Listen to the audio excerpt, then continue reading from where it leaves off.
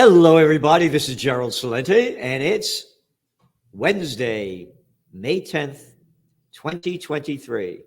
And as every Wednesday so far, we're very lucky to have with us for a number of years a man of men, a true patriot, an American patriot who honors the Constitution, the Bill of Rights, and knows about it.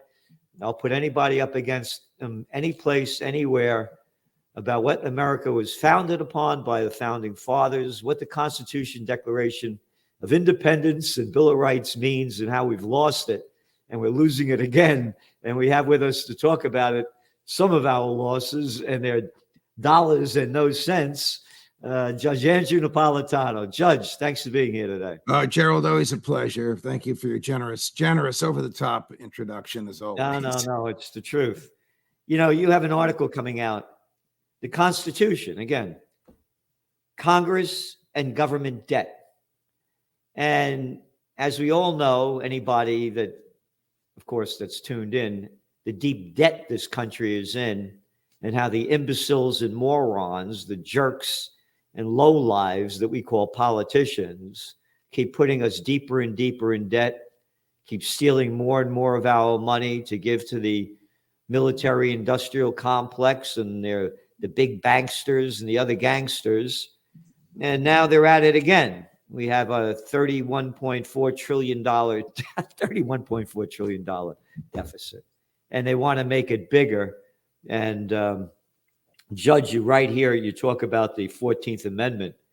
And yesterday, I heard that President Biden said that if they didn't do what he wants in renewing the debt levels, that he may impose the 14th Amendment. So could you tell us more about that? Yeah, so, the country operated under pay-as-you-go. The government did not spend more than it needed. At times it borrowed. But before the Civil War, cash was gold and silver coins. The Constitution does not authorize the government to issue paper money. During the Civil War, the government issued paper money to the tune of $450 million. It used that to pay its own debts. It caused rampant inflation, and eventually those dollars became worthless. So at the end of the Civil War, the government was saddled with $3 billion in debt. How to pay that debt? So it forced the southern states to ratify the 13th, 14th, and 15th Amendments in order to come back in the Union, in order to get the federal troops out of the southern cities. And the 14th Amendment prohibited the southern states from going into court and challenging the federal debt, because 95% of that federal debt was owed to people that had financed the Civil War, which was fought against the southern states. So in order to prevent southern legislatures from refusing to collect money. In those days, there was no income tax. The federal government assessed the states, and the states extracted the taxes from the taxpayer and sent their assessments to the federal government. In order to prevent the states from refusing to do that, and in order to prevent the courts from interfering with that, the 14th Amendment has a clause in there that says the federal debt, as authorized by law, shall not be questioned. Joe Biden, under the advice of Professor Larry Tribe of Harvard, claims that phrase, the debt shall not be questioned, allows the president to borrow and spend whatever he wants. That, of course, is absurd, because they're omitting as authorized by law. If Congress doesn't authorize the debt, then the president can't incur the debt. So the Congress has said to old Joe, spend this money, but don't borrow in order to spend it. Republicans don't want to raise taxes, and they only want to give him $1.5 trillion to borrow. He wants open-ended borrowing so that he can spend $4 trillion, raise the debt from 31.4 to 35.4 in 1 year is what he wants to do. That's the dilemma that he's in now. If Joe Biden starts getting money from the Fed beyond the debt limit, he will be violating the law, and I hope the courts will enjoin him. On the other hand, This is all Congress's fault. You pointed it out in the introduction. What the hell kind of a society reelects a mentality that drives it into 31 trillion in debt? We are still paying the debt, interest on the debt from the money Woodrow Wilson borrowed to fight World War I. He borrowed 30 billion. Do you know what the interest payments are so far? 15 billion. Only the federal government would pay a 50% interest rate and not retire the principal. And any of us that have tough times and we can't pay a mortgage or any other debt, take it away from them. You don't deserve to get a break. Only the government could steal money and borrow as much as it can. All you plantation workers of Slavelandia, if you can't pay your debt on your car, on your house, you lose it. You got it? Those are the laws for you, but we're special. We make up the laws for ourselves and do what we want. We're the politicians. This is disgusting. And, you think about it, sad as I am when I see the events going on today, and then you mention the Civil War. My God, how many people died in that? 750,000. More Americans died in that war than in all wars combined from the revolution up to Afghanistan. And the destruction, the burning down of buildings and from centuries old, all destroyed. Well, Sherman's army, burnt banks, burnt courthouses, raped ladies, burned farmhouses. That army just devastated, sort of like the Dresden firebombing that Truman did at the end of World War II. That's what the North did to Georgia and to South Carolina. Lincoln and the radical Republicans were monsters. They could have ended slavery with a simple piece of legislation. Instead, they preferred the blood of 750,000 people. And as you said, it wasn't about slavery. It was about power. It was about central government power. It was about collection of tariffs. It was about Washington, D.C. obliterating the state sovereignty. Ronald Reagan said in his first inaugural address, "Let me remind you that the states formed the federal government and not the other way around." Now, if I had been the scrivener for Reagan, I would have said, "And the power that the states gave to the federal government voluntarily, they can voluntarily take back." Now, that line is not in there. That's the line that I would have put in there.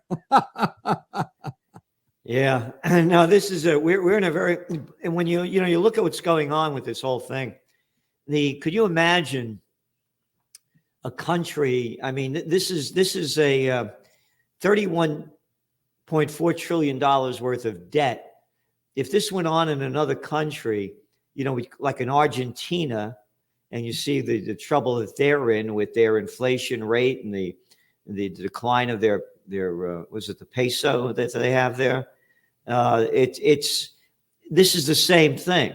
This is like a third world country level of debt, because the bottom line is of this, as I see it, this is the beginning of the death of the dollar.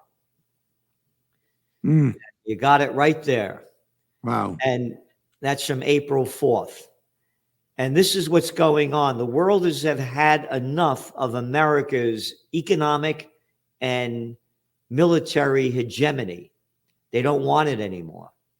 So they're getting off the dollar, and you see what's going on with gold prices. As we're speaking now, spot gold is at $2,040 an ounce. Wow. So when you're talking about this debt level, what they're not talking about in the media is how the rest of the world looks at this and saying, why do I want dollars when these people are so deep in debt and they're just printing up money backed by nothing and printed on nothing? So this is very serious. And also what's very serious is that, what you said about what Reagan said and what you said. how he should continue to say about the rights of the people and the states to tell the government what to do, not the other way around. And that's why I say that you should be among the people leading this country. I want to show you a clip that we did back in the early January. And as you well know now, on April 15th of this year, Robert Kennedy Jr. announced that he's running for president. And I've been saying for the longest time, Robert Kennedy Jr., well, let me play the tape. It speaks for itself. Here's my suggestion, Alex, and I would love to hear your comment.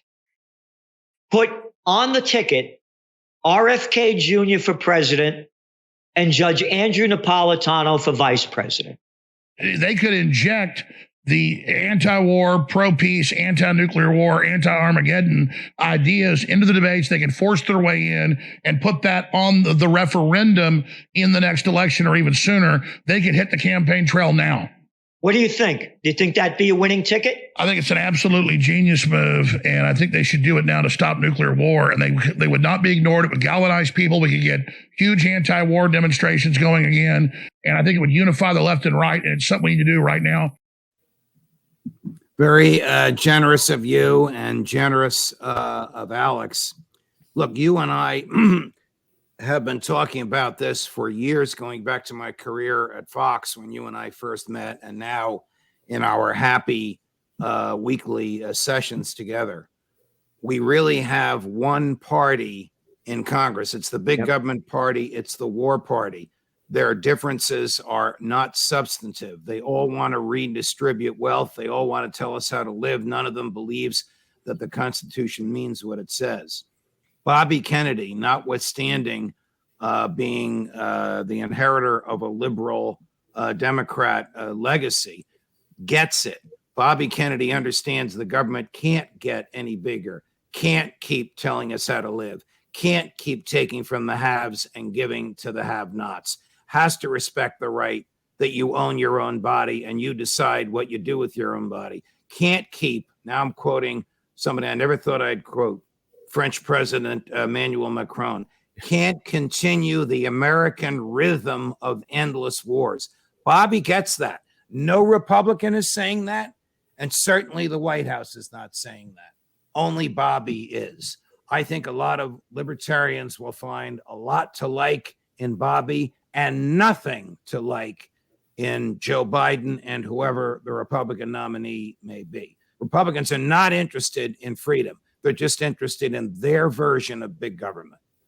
Oh, yeah. Yeah, no, perfectly said. I mean, look at freedom. I mean, look at the little Georgie Bush and his daddy. You like the first Iraq war? No, I like the second one better. Love the Afghan war. And all those Democrats, those peace-loving Democrats.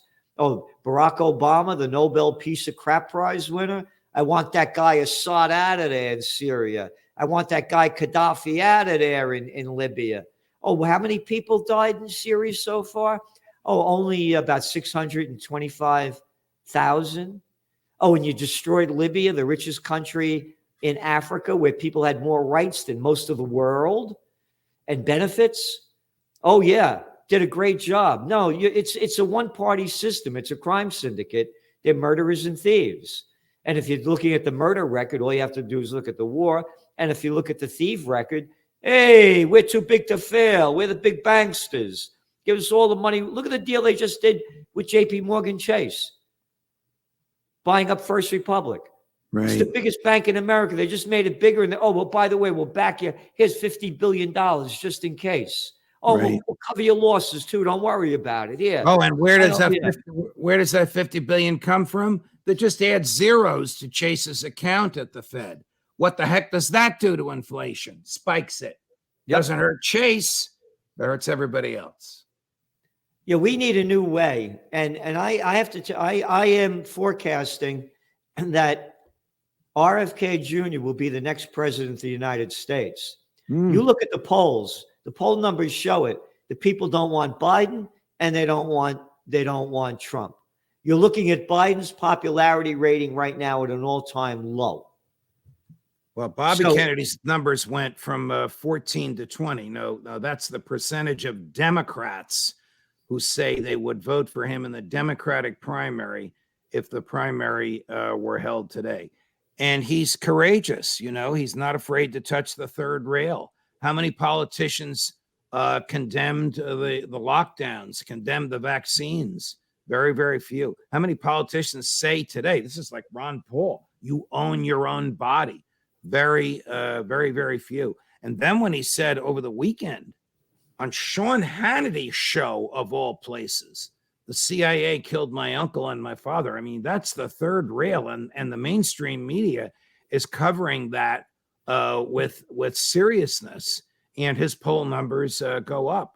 I mean, he is a model of personal courage and understanding that the Constitution means what it says. And he he's knows also come out that the against- CIA has become a secret army, a secret torture enterprise, and that it probably should be gotten rid of because he believes that they engineered the murders of his father and his uncle. JFK gave that famous speech at American University in June of 63. It was the second best speech he ever gave. The best was his inaugural. And in that speech, he basically said, no more arms race. We're going to shake hands with the Russians. They're people like we are. They're our brothers. We're going to trade with them. They're going to become prosperous, and that prosperity will bring about freedom, and we will become more prosperous. A month later, the guy who signed the legislation creating the CIA wrote an op-ed in the Washington Post lauding Kennedy to the skies and saying the CIA should go. They are monsters. This is not what I created. Harry S. Truman.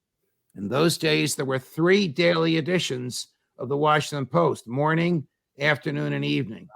The op-ed appeared in the morning. They killed it in the afternoon and the evening because of the control the CIA had over the media. 3 months later, JFK's dead. Yep. And again, it's not what the CIA had then controlled over the media, it's that they still control. Oh, yes. Yep. I mean, today, why is the media in favor of the war? Because the CIA keeps feeding its secrets, and these guys at the Washington Post and even the Wall Street Journal and the New York Times think that they're getting scoops on everybody else, and all they're doing is mouthing the propaganda that comes from the CIA. You know where truth comes from? Truth comes from courage.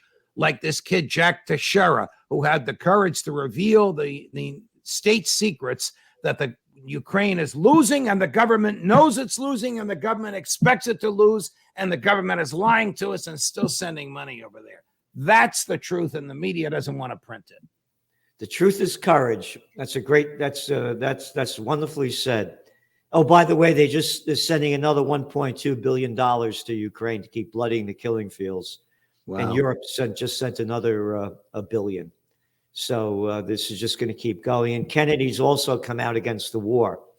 Matter of fact, it was almost like he repeated word for word what we wrote in the Trends Journal back in 2014 when the United States overthrew the democratically elected government of Viktor Yanukovych. And Robert F. Kennedy Jr. also said it was the United States coup, and that, he's totally opposed to what Putin has done, as we've said the same thing. But we have to have peace, and we just can't keep ramping this up. So he's on the same page as us with many, many issues, and people get excited because the stupid comment he made about climate change. But he also came out now and said that the climate change movement isn't what he envisioned, with the Gates and the billionaires now in control of it. It's not what he was thinking about. Remember, this guy's an environmental lawyer. And again, climate change, how about all the forever chemicals that are in everything? How about the way they're poisoning us in 1,000 different ways? How about all the little tiny micro pieces of plastic that are now in our intestines? Yeah. Because we can ingest them, but we can't pass them. Yeah. And you remember that movie, The Graduate? Plastic. Plastic. Didn't you know Anne Bancroft in those days? You know what her real name was? I forget her real name, but it was something like Celentano. It wasn't Bancroft. Italiano. Right. My sister went to school with her at Columbus High School in the Bronx. Wow. Yeah. Those are the days. Yeah. Judge, thanks for being on. Thank you for What all a you pleasure. do. What a pleasure, Gerald. Thank you. I love these Wednesdays. Thank you very much. Okay, see you next week. Bye-bye. You got it.